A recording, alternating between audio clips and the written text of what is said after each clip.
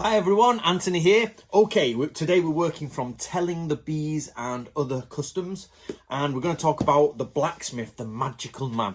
Now, when we look back in history, we always see the blacksmith in the middle of the town doing his stuff, doing his craft on his anvil, but very rarely do people think of him as a wizard figure.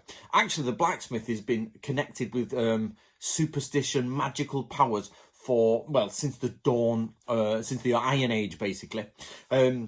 All the way from the Brocks in Scotland, where they positioned the blacksmith within the Brock itself, to the medieval blacksmith, going on to the blacksmith in the late 19th, 20th and early 20th centuries.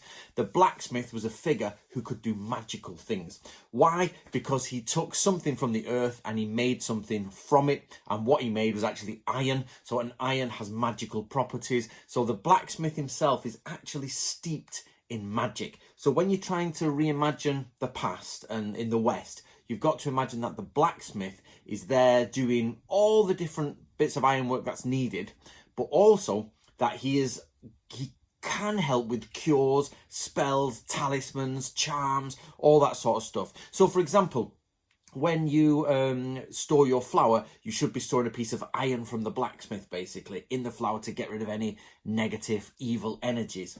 The most magical blacksmiths were those who were the seventh generation. So obviously it passed from father to son, and the seventh generation blacksmith was the most magical, powerful one. Now, blacksmiths could do things like cure children. They could they could actually perform sort of like banishment rituals on evil ideas. And we all know we use the horseshoe. Well, not evil ideas, sorry, evil creatures. And we all know we use the horseshoe at the top of the door. And there's an old story where the devil tries to trick a blacksmith, but the blacksmith knows who he is. So he puts an iron shoe above the door as he's coming, so he can't retreat, and he knows he's sort of captured the devil. And this idea that the devil is associated with the blacksmith, not in an evil way, but there's a connection between the two.